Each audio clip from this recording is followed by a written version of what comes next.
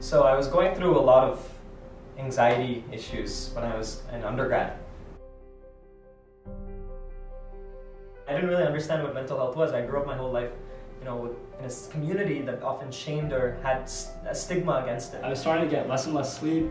I would have certain problems, like I couldn't focus on any just menial tasks. I just came out of nowhere and slowly it just started eating at me.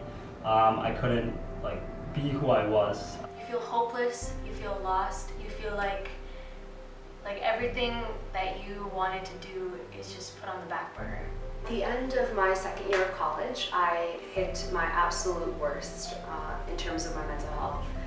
I had gone through 3 months of cycles of binging and starving, and at that point I felt completely powerless. It sort of paralyzed me as I got older, this idea that I wouldn't know what was going to happen to me and I wouldn't be able to change whether or not it happened. Every single day I would go, for my dance classes, I would come home tired and I would start feeling fear and shame and more fear and regret, and it compounded over time. And then finally there was one day when I had seen someone who I was very close to at the time kind of turn into between a passively to an actively suicidal state. And it's like that, like a switch. From that day I started experiencing different symptoms of paranoia. I couldn't sleep properly. I used to wake up in the night kind of screaming. I think during the worst of my mental illness I was often told to pray or to have faith in God, and it was told to me in a way that was almost dehumanizing and almost lacked empathy in my struggles. After I began my recovery, after I started attending therapy sessions, I actually realized how much of my outside therapy actually connected to my religion.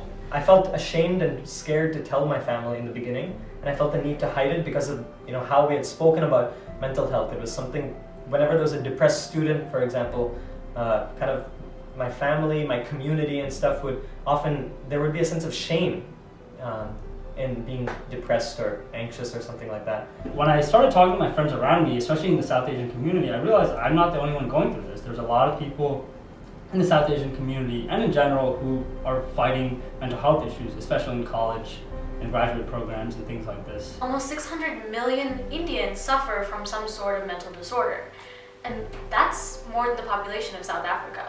So I think oftentimes as Indian Americans we succumb to this model minority myth, which is basically the idea that we shame and hide our weaknesses in order to align with this white-dominated society, when really that's not what we should be striving for at all.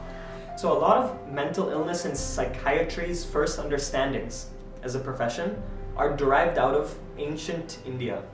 It's kind of ironic and saddening that a culture that originally coined the idea of mental health is now so actively rejecting it. I think it's just truly a shame that we aren't able to have those open lines of communication. We aren't able to learn from each other's experiences because this is such a stigmatized issue.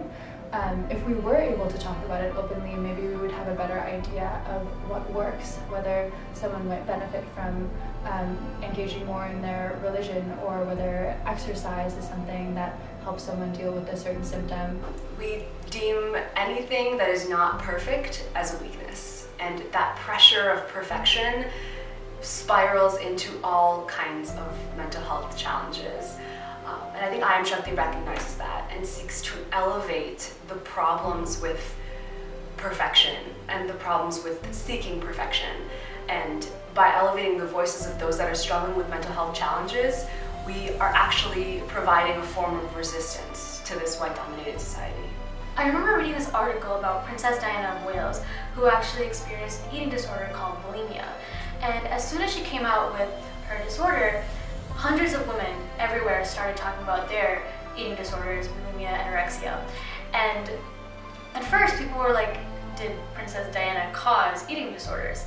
But eventually they realized that it wasn't that she caused them, it was that she was empowering people to share their stories. And that's the point of I Am Shakti, the idea that your story can empower someone else to tell their story. I Am Shakti is a social movement that we launched in November of 2017 that seeks to embrace all brown minds. We seek to make sure that all of us engage in this very important discussion about mental illness and mental health. Hashtag I Am Shakti is a movement to destigmatize mental health in Indian American communities. It's a diffuse movement with a decentralized hierarchy that really aims to empower students through a grassroots initiative. I Am Shakti is a movement of resistance against perfection. It is to sensitize Indian communities living across the world to what is mental health, while providing hope and support to those who are affected by mental health challenges. I am Shakti. I am Shakti. I am Shakti. I am Shakti. I am Shakti.